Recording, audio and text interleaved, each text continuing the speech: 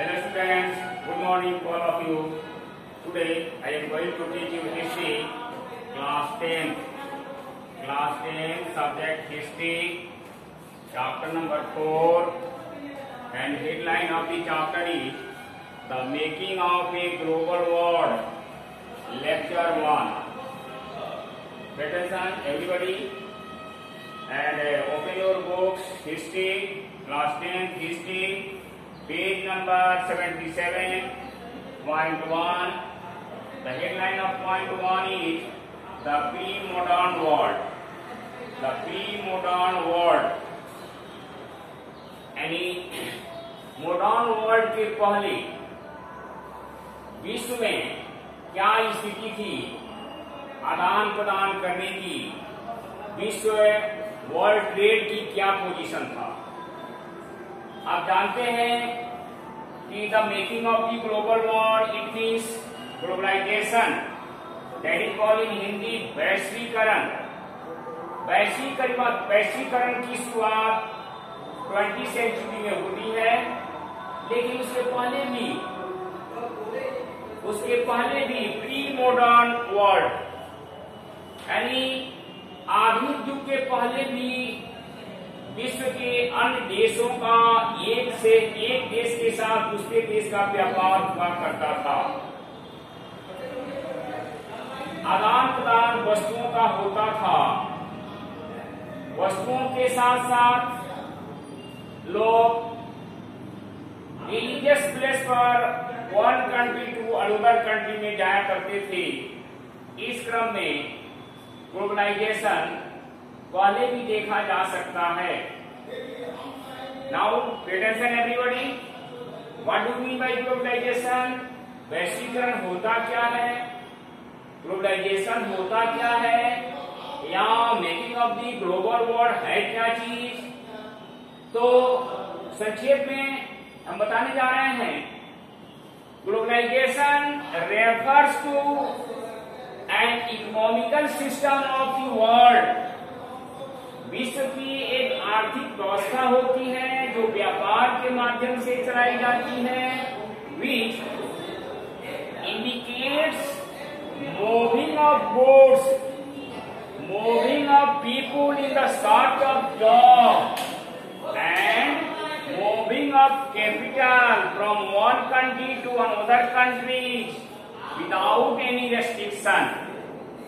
अर्थात globalisation means वैश्वीकरण एक ऐसी विश्व स्तरीय आर्थिक व्यवस्था है जिसमें एक देश से दूसरे देश के लोग धड़ल्ले बिना किसी रोक टोक का अपने सामानों का व्यापार, वहां के लोग माइग्रेशन करते हैं in the search of job, job की तलाश में एक देश के लोग दूसरे देश में जाया करते हैं बिना रोक टोक का। एंड मूविंग कैपिटल, उद्योगपति और पूंजीपति लोग अपनी पूंजी को एक देश से दूसरे देश में इंडस्ट्री खोलने में लगाते हैं। इसी व्यवस्था को हम ग्लोबलाइजेशन कहते हैं। इसकी शुरुआत 20वीं सेंचुरी में होती है, लेकिन इनडायरेक्टली या 15वीं सेंचुरी के पहले से भी देखा जा सकता है। जैसे कैसे देखा जा सकता है? तो आइए अब सिल्क रूट का हम एग्जाम्पल देते हैं। पेज नंबर 78 1.1 पर ध्यान देंगे। Silk route link the world. China का सिल्क रूट ने कैसे चाइना कंसिस्टेड या belong in the Asia and its goods sent to Europe and Africa and other Asian countries. How, कैसे? तो उसके लिए चाइना का व्यापारिक जो रूट था वह सिल्क रूट कहलाया, और चाइना अपने सामानों को इस सिल्क रूट के माध्यम से सिल्क के गुड्स, कॉटन टेक्सटाइल गुड्स यूरोपीय और एशिया के अदर कंट्री में भेजते रहा। यह 15 15वीं सेंचुरी की बात है। The silk roads connected the world trade from the China to Europe and Africa. African countries of the pre-modern trade by the selling Chinese silk goods, pottery and Indian textiles as well as spices. आप जानते हैं कि China silk goods के लिए, pottery के लिए famous है।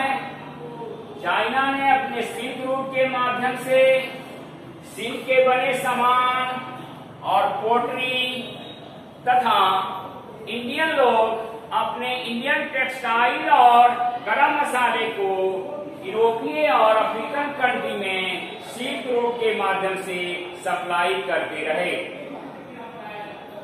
Next 1.2, तो हमारा वैश्वीकरण की शुरुआत सिल्क रूट से होती है और व्यापार के माध्यम से सामान व्यापारी पर, एक देश के व्यापारी अपने देश के बने सामान को दूसरे देश में ट्रेवलिंग कराते हैं और जिससे आदान प्रदान होता है और वैश्वीकरण होता है। आप देखेंगे food travel, spaghetti and potato, कैसे व्यापारी पर एक देश के फूड गुड्स को दूसरे देश में कैसे व्यापार के माध्यम से ले जाते हैं। तो trade and travels introduce new crops one country to another country. For example, व्यापार और यात्री लोग एक देश से दूसरे देश में जाने के क्रम में खाद्य सामग्री को भी लेते गए, जैसे स्पैगेटी एंड नूडल्स। चाइना में स्पैगेटी हुआ करता है, जब यूरोप में गया तो उसे नूडल्स कहा जाने लगा। Noodle travel to west Europe, European country from China. China से नहीं, स्पैगेटी यूरोप में पहुंचा, जिसे वहां के लोग उसे नूडल कहने लगे। इसके अतिरिक्त अब अमेरिका ने क्या क्या यूरोप और अफ्रीकन कंट्री और एशियाई कंट्री को दिया, तो सो मैनी कॉमन क्रॉप्स को, जो खाने की चीज है, अमेरिकन लोगों ने इंडिया को दिया। वह क्या है? पोटैटोज, सोयाबीन, ग्राउंडनट्स, मेज, टोमेटो, चिल्ली, स्वीट पोटैटो, जिसको हलवा कहा जाता है, were introduced in Europe and Asia from America after the discovery of America. जब कोलंबस ने अमेरिका का पता लगाया तो उस दौरान अमेरिका से बहुत सारी वस्तुएं, खाने की वस्तुएं नहीं यूरोपीय, अफ्रीकन और एशियन कंट्री में आने लगे। क्या क्या? तो potato, soybean, groundnut, maize, tomato, chilli that is called मिर्चा, sweet potato that is called हलवा। ये सारे के चीज अफ्रीकन यानी अमेरिका से अफ्रीकन कंट्री, यूरोपीय कंट्री और एशिया में आने लगी। ये चीज मौलिक रूप से अमेरिकन है। Next 1.3, conquest, disease and trade. कैसे यूरोपीय लोगों ने अमेरिका पर कैसे डिजीज के माध्यम से, रोगाणु के माध्यम से, जर्म्स के माध्यम से, व्यापार के माध्यम से नहीं अमेरिका पर हावी हो गया।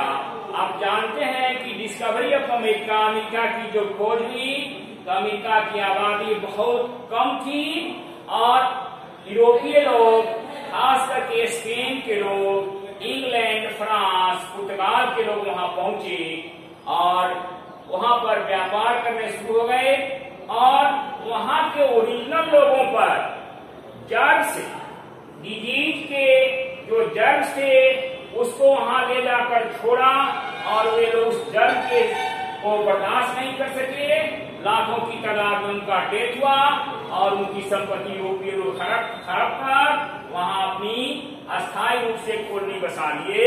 इसकी कहानी आप देखेंगे, यूरोपियन कॉन्क्वेस्ट ऑफ अमेरिका। यूरोपीय लोगों ने डिस्कवरी ऑफ अमेरिका के बाद अमेरिका पर विजय प्राप्त कर लिया। कॉन्क्वेस्ट माने विजय प्राप्त कर लिया।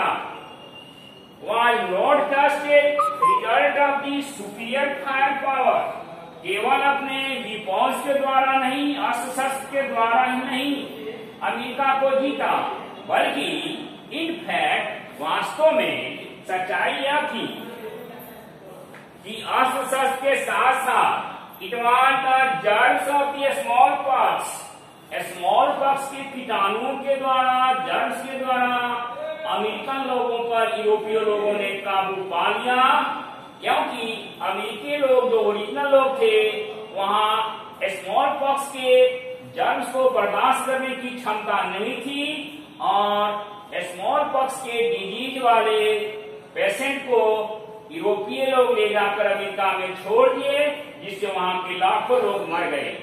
They carried on the person that killed the American original people. Original people American original people को यूरोपीय स्मॉल पॉक्स के रोगी लोग वहां जाकर उनके बीच में हिल मिल गए, जिससे वहां के लोग उस रोग को बर्दाश्त नहीं कर सके और लाखों की तादाद में मर गए। जिसके बाद यूरोपीय लोग वहां पर अपना शासन करने लगे। Rest next day.